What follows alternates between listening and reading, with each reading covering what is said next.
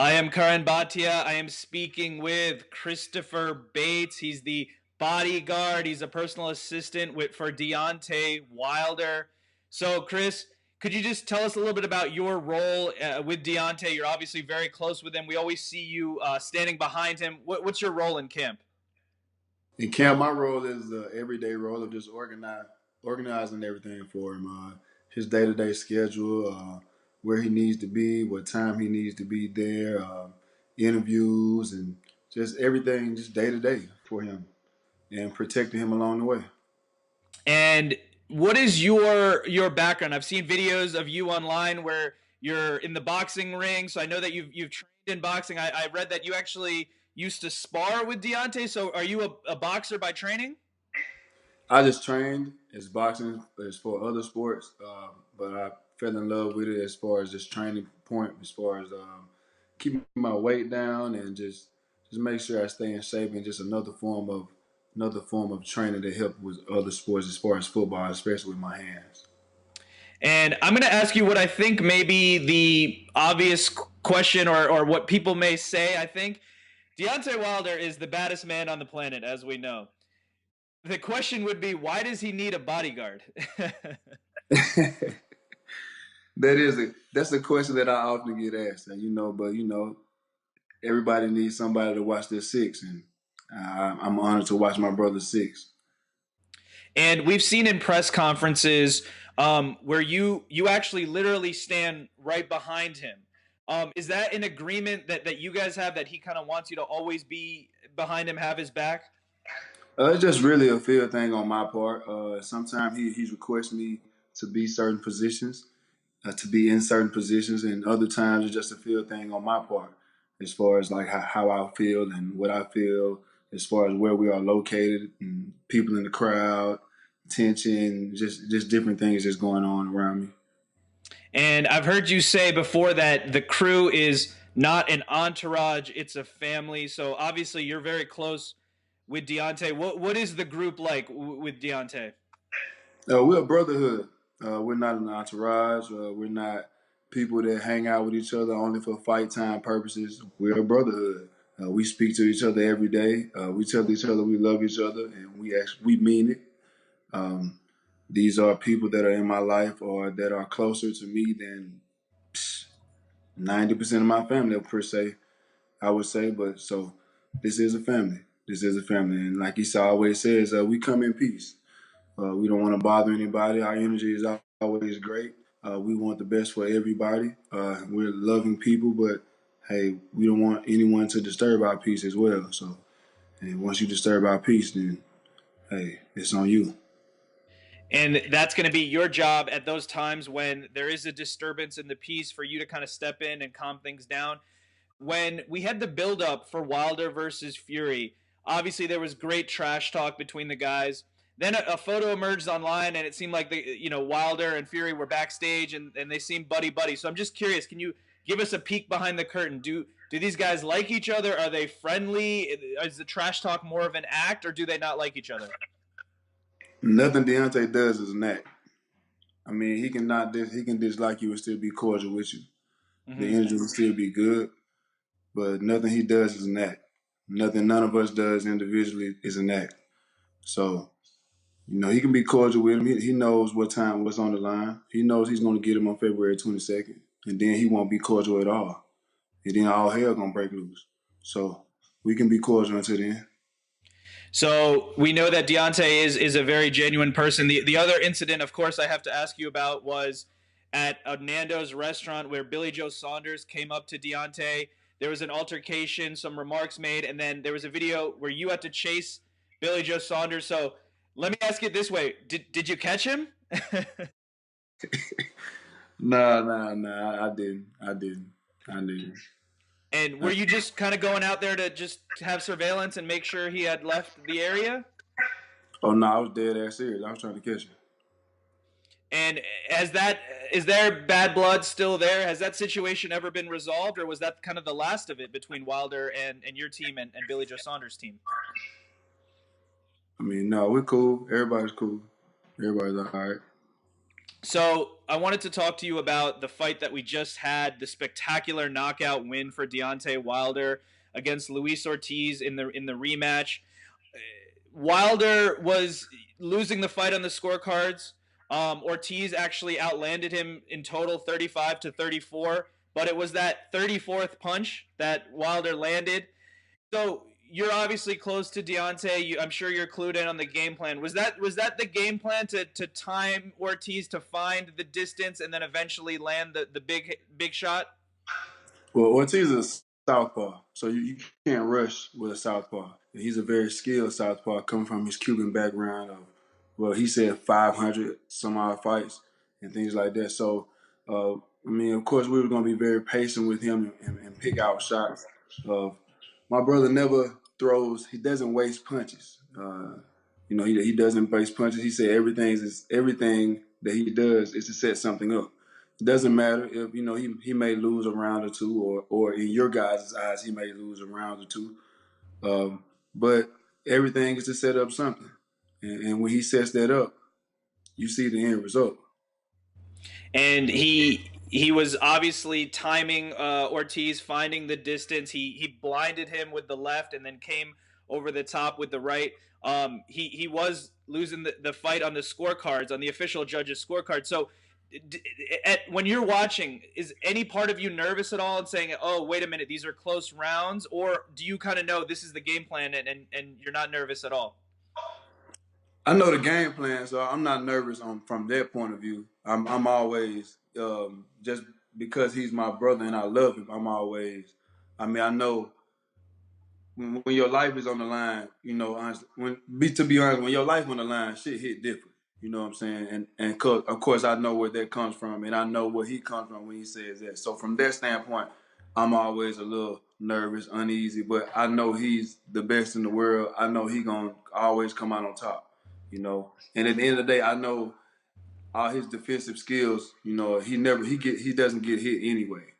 It's rare that he gets hit. So, but he doesn't get credit for any of that anyway. So, but I know that his defensive skills are up to par with anyone. So he doesn't get hit that cleanly. So, if any, so I trust him in the ring. So. And he certainly gets credit for a brilliant performance because he actually was setting the trap for, or Sean Porter said that on the broadcast. He said, "Well, I think Wilder's setting the trap," and he was setting the trap, and he did that beautifully. So now that we've had a moment to look back at the fight, Wilder's knockout percentage, it's gone up now from 95.2 to 95.3%. He's defended the heavyweight belt 10 times, and that puts him in rare air here with the likes of Ali, Holmes, Lewis, and Klitschko. That's great company to be in. So you've been with Deontay for a long time. Did you know that he was going to be able to achieve these type of records and these type of things in the sport? I mean, we believed in each other. I believed in him as far as what he was going to do. When I first met him, the energy was all over him as far as I believe in what I'm doing. I know I'm gonna be great, and I believed in him as well. And he kept winning. He kept knocking people out. Whoever they stepped in front of him, they've always said he wasn't going to be able to do this. But we believed in each other. He believed in himself first. And so we always knew greatness was going to come. We didn't know when it was going to come, but we knew it was going to come because people fail to remember that back when he was a contender, people still wouldn't fight him then. They wouldn't fight him then. And they don't want to fight him now. So. And he's definitely one of the most avoided fighters in the sport. After the fight, we saw you get in the ring. You're with Deontay. You guys are kind of jumping. You're dancing. You're singing. So take me through that moment. What were you guys saying? What was happening there? Oh man, that was just a joyous moment that you guys were able to catch. We were chanting. He started saying it.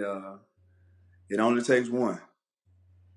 It only takes one, and that's pure happiness that is over, and we're victorious again, and we don't take these moments for granted. We don't take them for granted. And then we also know the work that goes into it. A lot of people don't know the work that actually goes into, him being in the ring and the things he does in the background. All they think that he's just gonna go in the ring and knock somebody out. They don't know what he actually goes into from day to day, and he doesn't get enough credit for what he actually goes through on a day-to-day basis to be able to come out and perform at that high of a level against elite competition. Because we know every time somebody fights him, they are in the best shape of their lives when they come to fight him. So. And we know that most likely next is Tyson Fury in February 22nd, on February 22nd, like you said. So let me ask you this. Fury in the first fight, we know he was able to move around a lot. Deontay eventually caught him in the 9th round, and then, of course, in the 12th round where Fury barely got up, but he did beat the count. How is your team looking at that rematch? Because Fury is someone that can move, and it may be difficult for Deontay to catch him. So how is your team looking at that rematch?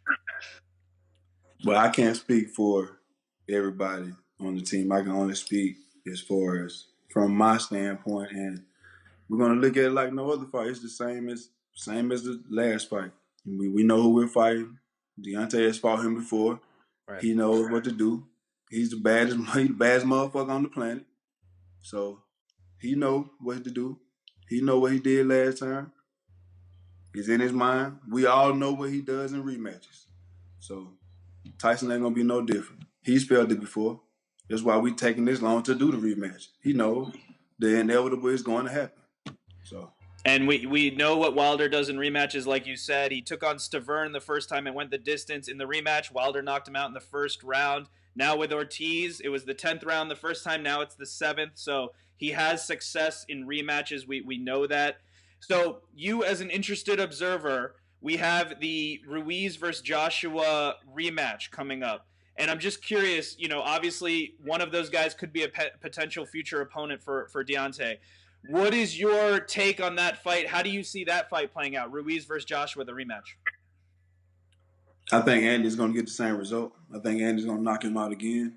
I think that Joshua, I think that he doesn't know really how to, he doesn't know how he lost the first fight. He doesn't know how he lost the first fight. I don't think that, in any sport, it can relate to any sport. So your mind, in his mind, I don't care what they say. He can lose weight. He can get another trainer. He got knocked down 4 times. Right. 4 times. 4 times against a guy that they didn't take serious. Right. They didn't take him serious. They thought that he was just going to roll over, and they didn't know that he can actually fight. That he arguably won that belt against Joseph Parker. They didn't know that. Right? They didn't know that. Joshua can't handle combination punchers or anything of that nature. He still doesn't use his jab. I've never seen him carry a fight with his jab. That's not talking negatively about him, period. Just speaking facts. I've never seen him carry a fight with his jab, right? He doesn't keep distance well, and he gets hit with the 2 easy. 1-2 easy down the middle every time. And we know that Andy has taken his best shot, and that's in his head as well. So you took my best shot, and you got to knock me down 4 times. That's in his head. He can lose weight and do what he want to do. Still in his head. And it is the question of who can make the adjustments, and both guys. Well, like you said, Andy's definitely going to be in Joshua's head, and he's had this 6-month period to try to make adjustments. So we'll see what happens. So your team, Deontay and Joshua, went back and forth many times in terms of us trying to get that mega fight. I know that Joshua said Wilder needs to know his place, and I know that you didn't appreciate those comments. Now that the tables are kind of turned and Joshua's stock is down a little bit, how do you feel about Anthony Joshua personally? Do you not like him personally? Nah, man, I don't have anything against anyone personally. It's always business with me. It's always business with me until you make it personal. But, Joshua knows his place now, I see. But we're not worried about Joshua, what he has going on. But like my brother said a long time ago, we smoked them out. We smoked them out, and we see. But we know one thing. We're hoping that Andy wins those belts because we know if Joshua gets those belts, ain't no way in hell he coming over here to fight us. We know. We know. And so is that the final plan? Because we know that Wilder Fury tentatively scheduled for February 22nd. If Wilder can get past Fury in the rematch, would he When? would he be willing? Would Wilder be willing to fight the winner of Ruiz Joshua for all the belts at that point? I mean, when we get past Tyson? Sorry, excuse me. Yeah, when he gets past Fury, would he be willing to fight the winner of Ruiz Joshua, and then we would have the lineal championship at stake and all four belts in one match, which would be great for boxing fans. Is that the plan? I think you already know the answer to that. You know he gonna fight anybody, anywhere. The question is, will they be willing to fight him? That's always the question. We always ready to fight. We ain't never been scared of nobody. We ain't running from nobody. And y'all already know the answer. Well, as boxing fans, I definitely hope that happens. Obviously, before then is Wilder Fury rematch in February. We have the Ruiz Joshua fight coming up. So just to close it out, you guys had the big win over Ortiz. What was this celebration like? What is this week gonna be like? What's the plan now with you and Deontay? The celebration was we went downstairs and got some pizza in the food court like we normally do. We got something to eat and spend time with the family. We're business as usual. He's going to spend time with the fam and relax for a minute and get back in camp. He's going to get some time to himself and he's going to get back in camp. You know, he's already in shape, so he's just going to flow right into the next camp and you'll see the end result on February 22nd. We will, and Deontay brought that up on Saturday night. He said, I'm already in shape, so I'm going to put shape on top of shape. I can't wait to see that rematch.